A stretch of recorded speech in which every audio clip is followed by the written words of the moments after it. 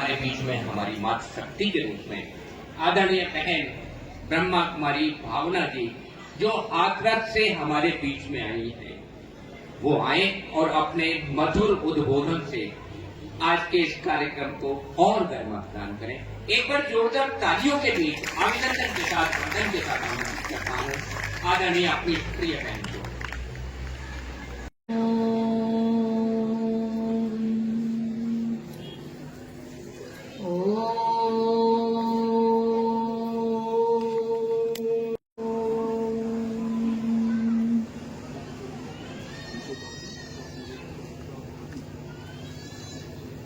से बोलेंगे जो हमारे सनातन धर्म का मूल मंत्र है। एक बार दोनों हाथ ऊपर के बोल करके बोलेंगे मेरे साथ में, ओम शांति, ओम शांति। अब एक बार मुस्कुरा करके बोलिए, ओम शांति।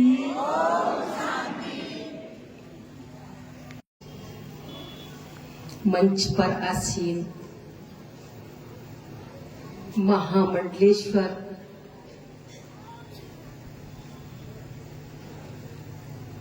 देव स्वरूपानंद सरस्वती जी महाराज जो आशीर्वचन देने के लिए हम सभी को यहाँ उपस्थित हुए हैं। सुंदर और खुशी का दिन है। विराट हिंदू सम्मेलन। हम हिंदू तो हैं और हिंदू कोई नया नहीं है। हमारा हिंदू धर्म का पूरा नाम ही है सनातन, और सनातन भी आदि सनातन। आदि सनातन हिंदू धर्म है और आदि सनातन अर्थात आदि माने शुरू से चला आ रहा है। हम भारतवासी हैं, हम भारत के लाल हैं। एक बार अब्दुल कलाम जी माउंट आबू आए। हमारी परम आदरणीय परम श्रद्धेय दादी प्रकाश मणि जी पूर्व प्रशासिका थी ईश्वरीय विश्वविद्यालय की। उनसे मुलाकात हुई और कलाम जी ने कहा कि दादी माँ, भारत पर सब आक्रमण करते हैं, सबने आक्रमण किया, लेकिन भारत ने किसी पर आक्रमण नहीं किया। दादी जी ने बड़ा सुंदर जवाब दिया, हे कलाम भाई, ये भारत माँ है और माँ कभी किसी पर हाथ नहीं उठाती है। माँ कभी किसी को मारती नहीं है। तो उस भूमि के हम रहवासी हैं। देश है दुनिया के, अमेरिका, रूस, थाईलैंड, जितने भी देश हैं सभी को फादरलैंड कहा जाता है, लेकिन भारत भूमि को मदरलैंड कहा जाता है। और भारत भूमि हमारी माँ है। लेकिन आज मैंने यहाँ आकर के जब ये देखा, पढ़ा बैनर, बड़ा सुंदर विषय इस पर लिखा हुआ है। क्योंकि मैं सादाबाद में भी विराट हिंदू सम्मेलन था, यह शब्द मैंने नहीं देखा। सिकंदराबाद में भी विराट हिंदू सम्मेलन था, वहां भी वक्ता के रूप में बुलाया गया था। लेकिन मैंने आज जो यहाँ देखा कि पंच परिवर्तन से राष्ट्र निर्माण, इतना सुंदर विषय, इसकी गहराई में गई मैं आकर के कि पंच परिवर्तन से राष्ट्र परिवर्तन, इसका तात्पर्य क्या है? राष्ट्र का परिवर्तन सड़क का निर्माण या नई तकनीक या बड़ी बड़ी इमारतों से नहीं है। राष्ट्र का निर्माण राष्ट्र के नागरिकों के चरित्र से है। जब तक नागरिकों का चरित्र नहीं है तब तक राष्ट्र हमारा सशक्त नहीं बन सकता। और राष्ट्र को सशक्त बनाने के लिए पहले हमें खुद चरित्रवान बनना होगा। और पंच परिवर्तन ये बहुत आवश्यक है। पंच परिवर्तन हमारे जीवन में होना बहुत आवश्यक है। पहला परिवर्तन स्व परिवर्तन। जब तक स्वयं का परिवर्तन नहीं करेंगे तो समाज का, देश का परिवर्तन कैसे करेंगे? समाज को बदलने के पहले हमें खुद को परिवर्तन करना है, खुद को बदलना है। परिवर्तन भीतर से करना है, बाहरी नहीं। हम कहते हिंदू हैं, हिंदू धर्म कोई हिंसा नहीं सिखाता है, हिंसा से दूर रखता है। हम हिंदुत्व को पहचाने और हिंदू धर्म को अपनाएं। वास्तव में हिंदू तो हमारा है क्या? तो पहले स्वयं का परिवर्तन करना है। पंच परिवर्तन में हम बदलेंगे, जग बदलेगा। दूसरा परिवर्तन इसी में लिखा हुआ है, परिवार परिवर्तन, अर्थात कुटुंब प्रबोधन। परिवार परिवर्तन। परिवार एक समाज की धुरी है। परिवार की हमारे जीवन में एक बहुत बड़ी भूमिका है।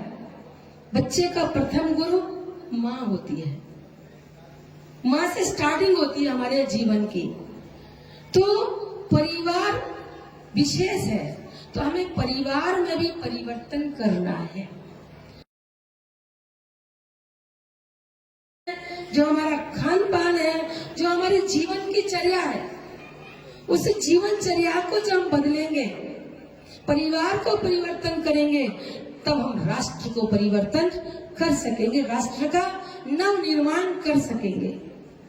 तीसरा परिवर्तन है, इसमें लिखा हुआ है सामाजिक समरसता, यानी कि समाज का परिवर्तन।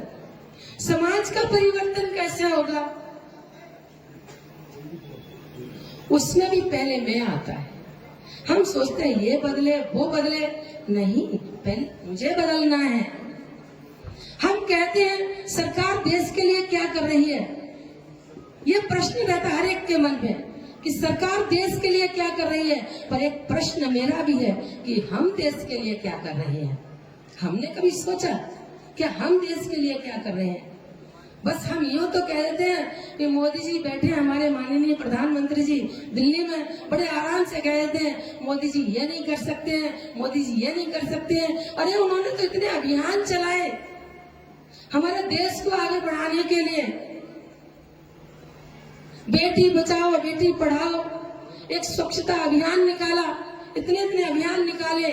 सरकार ने भी नालियों को साफ कराया, लेकिन हम ही घर की गंदगी को अपने दरवाजे पर नालियों में डाल देते हैं। तो हम समाज का परिवर्तन कैसे करेंगे? परिवर्तन आता है स्वदेश, स्वदेशी, प्रकृति, स्वदेशी और प्रकृति परिवर्तन। ये प्रकृति हमारी माँ है और प्रकृति हमारी धरती से जुड़ी हुई है। हम धरती में थोड़े से दाने डालते हैं, वो हमें हजारों दाने निकाल करके देती है। क्योंकि माता के लिए हम कहते हैं कि पुत्र कुपुत्र सुने बहु तेरे, माता सुनी न कुमाता। थोड़े से दाने डाल करके वो हमें कितना सारा देती है, लेकिन हम प्रकृति पर आज दोहन कर रहे हैं। गंगा जैसी नदी को, महान जो नदी है जिसको माँ की संज्ञा देते हैं, उस नदियों को हमने मैला कर दिया, गंदा कर दिया। और कहते भी हैं कि राम तेरी गंगा मैली हो गई, पापियों के पाप धोते धोते। गंगा में नालियां जा रही हैं, सीवर नाले जा रहे हैं, गंगा को मैला कर दिया। जंगल सारे काट करके अपने घरों के फर्नीचर हमने बना दिए। कहां से हरियाली आए, कहां से ऑक्सीजन मिले? तो प्रकृति का दोहन कर रहे हैं। का भी परिवर्तन निश्चित है, इसको भी हम स्वयं से ही बदल सकते हैं। और जब ये चारों पांचों बदल जाएंगे तो राष्ट्र का परिवर्तन बहुत जल्दी हो जाएगा। और राष्ट्र परिवर्तन हो गया हमारा, तो ये भारत को विश्व गुरु बनाने में कोई रोक नहीं सकता है। और इसमें सबसे ज्यादा अहम भूमिका हमारे युवा भाइयों की है। पूछना चाहूंगी कि युवा इतिहास पढ़ना चाहता है कि युवा इतिहास रचना चाहते हैं? अगर इतिहास रचना चाहते हैं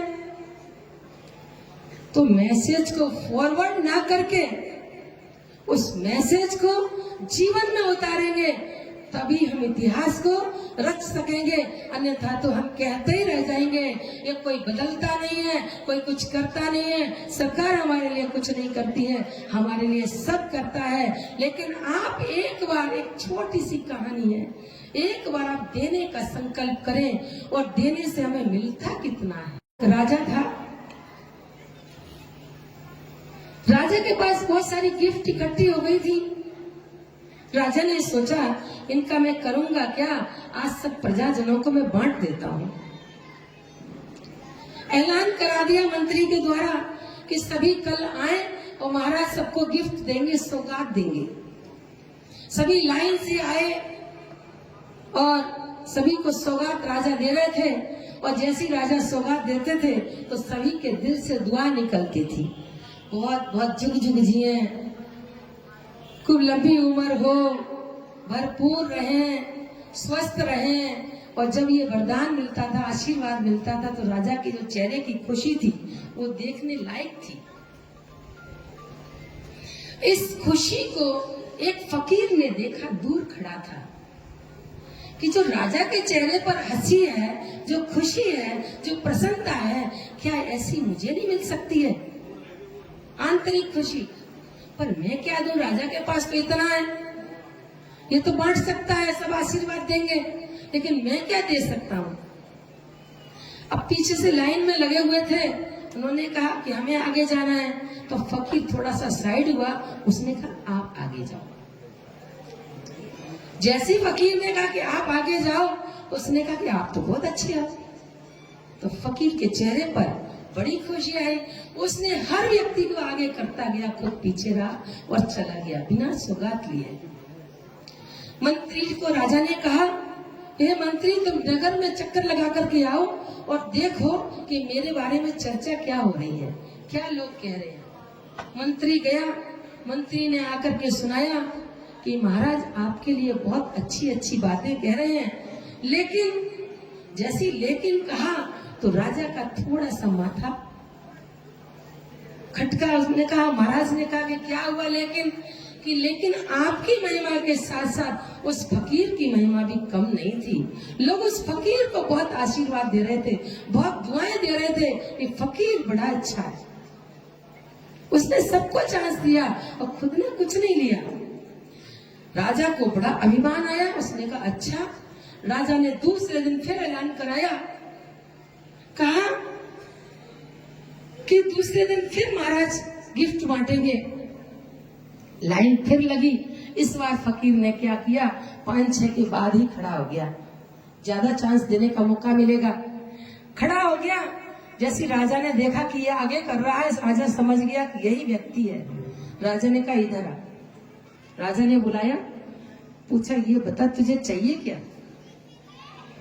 उस फकीर ने कहा मुझे कुछ नहीं चाहिए। तो फिर तू ऐसा क्यों कर रहा है, बता तुझे क्या चाहिए?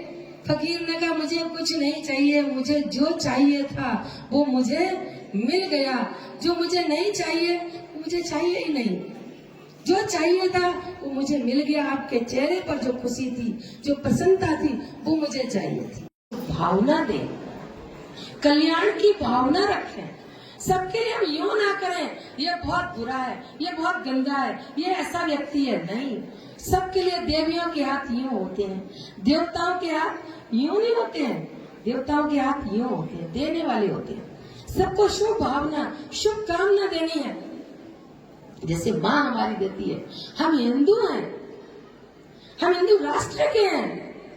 हिंदू, हिंदी और हिंदुस्तान, ये 3 शब्द हैं हमारे। हिंदू, हिंदी और हिंदुस्तान। हम हिंदुस्तान के रहने वाले हैं, इस देश के हम रहवासी हैं, जहाँ भारत फिर भरपूर बनेगा, कोई नहीं कमी होगी और हीरों से आकाश भरा, मोती से भरी जमी होगी। ऐसा मेरा भारत फिर से बनेगा सोने की चिड़िया। ये भारत सोने की चिड़िया था, है और हमेशा ही रहेगा। जहाँ एक भारत माता की, भारत माता की। जहाँ एक धर्म, एक राज्य, एक कुल, एक भाषा होगी, अनेक राज्य होंगे ही नहीं। आज ही हमें परमात्मा के महाभक्त संसार में होगा, दूसरा राज्य कोई होगा ही नहीं जो अखंड भारत होगा। जो दूसरे देश जो आज दिख रहे हैं, इतने 200 के लगभग देश हैं, ऊपर नीचे जो भी हो सकते हैं, लेकिन ये कोई भी देश नहीं होगा। एक अविनाशी खंड हमारा भारत ही है और भारत में ही देवी देवताओं का राज्य था। भारत में गंगा, यमुना, सरस्वती, कावेरी, त्रिवेणी, जितनी भी नदियां भारत में ही हैं। भारतीय संस्कृति हमारी सभ्यता वाली संस्कृति है। शाम को लड़ाई हुई तो शाम को सुलह हो जाती है। ये भारतीय संस्कृति में है। ये भारतीय संस्कृति को हम अपनाएं, अपने हिंदुत्व को जीवन में धारण करें। क्यों? क्योंकि हमारे पूर्वज देवी और देवता थे। हमारे पूर्वज देवी देवता थे जिनके हम नारे लगाते हैं, जय श्री राम के नारे लगाते हैं। वो श्री राम थे। राम जैसे आदर्शों को अपनाएं, क्योंकि राम ने हमें मर्यादा सिखाई, आदर्श सिखाए। श्री कृष्ण ने जो सिखाया, हमें कर्म का ज्ञान दिया, प्रेम का रूप सिखाया। क्योंकि हमारे भारत में हमारे त्योहार इतने मनाए जाते हैं। दीपावली का त्योहार है, हमारे प्रकाश उत्सव का त्योहार है, होली का त्योहार है, जीवन में प्रेम के रंग भरने का त्योहार है, मकर संक्रांति है। ये सब त्योहार हमारे भारत में ही मनाए जाते हैं और देशों में नहीं मनाए जाते हैं। तो हम भारतवासी हैं, हम भारत के रहने वाले हैं। तनाव, अशांति, दुख, कलह, कलेश सब मिट जाएगा। पहले हम अपने आप को जगाएं, अपने आप को देखें कि मैं कौन हूँ। मैं शरीर नहीं, मैं एक आत्मा हूँ। और आत्मा जब जग जाएगी तो हमारा राष्ट्र, हमारा भारत, हमारा देश जग जाएगा। यदि शब्द देती हूँ, एक बार जोर से सभी बोलेंगे, भारत माता की, भारत माता की, वंदे वंदे मातरम, वंदे मातरम। ओम शांति।